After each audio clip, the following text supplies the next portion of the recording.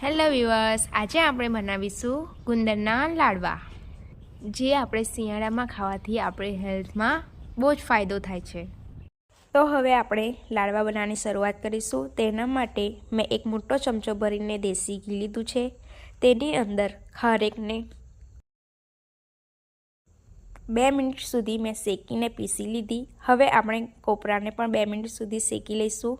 ત્યારબાદ તેને પણ આપણે પીસી લઈશું। હવે આપણે અડદની દાળ મેં 1 કલાક સુધી તાપમાં મૂકી હતી। હવે તેને પણ આપણે પીસીને લોટ કરી દઈશું। મેં 250 ગ્રામ લીધી છે। હવે ઘીને ગરમ થયા બાદ આપણે ગુંદરને તળી લઈશું। ગુંદરને આપણે ધીમા તાપે તળીશું, જેનાથી તે અંદરથી કાચો ના રહે। હવે આપણે ડ્રાયફ્રૂટને રોસ્ટ કરી લઈશું। 2 મિનિટ સુધી આપણે તેને રોસ્ટ કરવાનું છે। આ લાડવાને આપણે એનર્જી લડ્ડુ પણ કહી શકાય। હવે આપણે ગુંદરને પીસી લઈશું। ત્યારબાદ આપણે ડ્રાયફ્રૂટને પણ પીસી લઈશું અને કોપરાના છીણની અંદર આપણે જે ખારીક પીસી હતી તેને આપણે એડ કરી દઈશું। હવે આપણે ગુંદરને જે પીસ્યું તો એને એડ કરી દઈશું। ત્યારબાદ આપણે ડ્રાયફ્રૂટને પણ પીસીને એડ કરી દીધું। હવે આપણે ગંઠોડા, સૂંઠ, હવે એને સારી રીતથી આપણે તેને મિક્સ કરી દઈશું। ડ્રાયફ્રૂટ બધું 250 ગ્રામ હતું અને કોપરા 500 હતા। હવે આપણે જે અડદની દાળ પીસી હતી તેને હવે આપણે છે ને ગુલાબી થાય ત્યાં સુધી આપણે તેને શેકીશું ધીમી આંચ પર।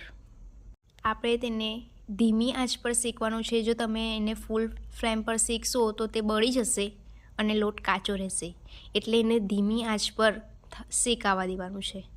ઓછામાં ઓછી મેં 10 મિનિટ સુધી તેને શેકાવા દીધો। ત્યારબાદ તેને એડ કરી દીધો।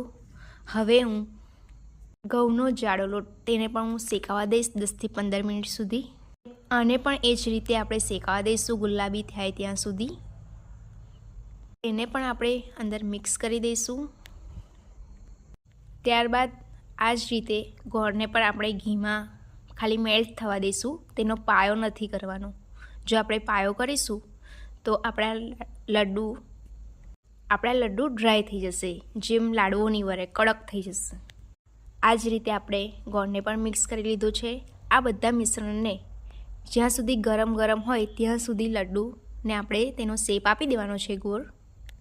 ગરમ હશે ત્યાં સુધી તેના શેપમાં આવી જશે। જો મિશ્રણ ઠંડુ થઈ ગયું તો તમને તકલીફ પડશે વાળવામાં, એટલે તમે થોડી ઝડપ રાખવી પડશે। હવે તમે મનપસંદ સાઇઝમાં તમે લડ્ડુને વાળી દો। તમે આ લડ્ડુને સ્ટોર પણ કરી શકો છો। 1-2 મહિના સુધી આ લડ્ડુને કોઈ થાય નહીં। આ વિડીયોને લાઈક કરજો, શેર કરજો।